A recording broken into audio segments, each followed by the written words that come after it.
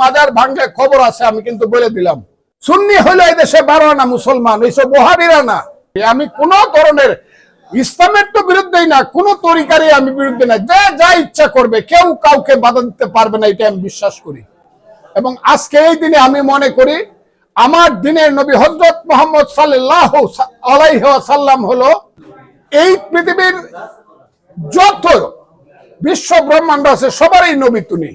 আউলিয়া গাছ কুতুবদের নবী রাসূল তিনি বলেছেন, Muhammad is the best great এবং the all greatest personality in the world. কাজেই মুহাম্মদের অপমান যারা করে তারা মুসলমান না।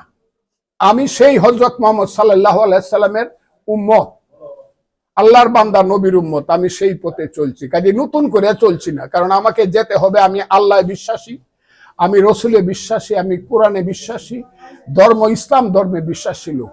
কাজে আমি আমার তরিকা মানি, আমি আহলে সুন্নাতুল জামাতকে।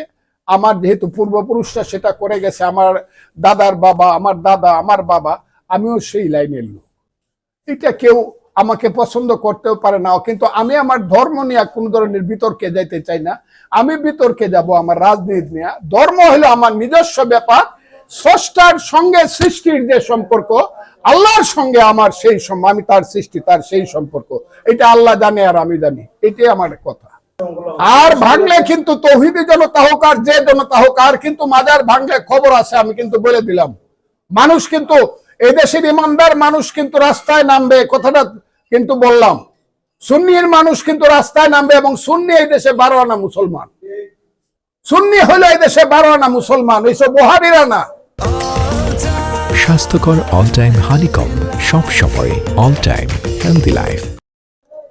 শুধু জামায় মুসলমান যারা বলে জামাতে ইসলাম, জামার মধ্যে ইসলাম, সাদা পাঞ্জাবি, সাদা পাজামা, এটা হলো দাড়ি, এটা হলো ইসলাম।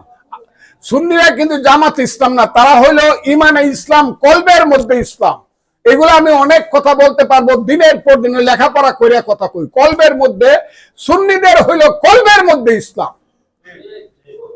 কাজে ওই সময় জামার মধ্যে ইসলাম না, তারা যাতে সাবধান হয়। আর যদি মাজার ভাঙ্গা হয়, খবর আছে, আমি বলে দিলাম, এবং সরকারকে কিন্তু হুঁশিয়ার করতে দেয়। আর যদি মাজার ভাঙ্গা হয়, প্রয়োজনে ওখানে গিয়ে ওই সুন্নিরা দিনের পর দিন, রাতের পর রাত অনশন ধর্মঘট করবে।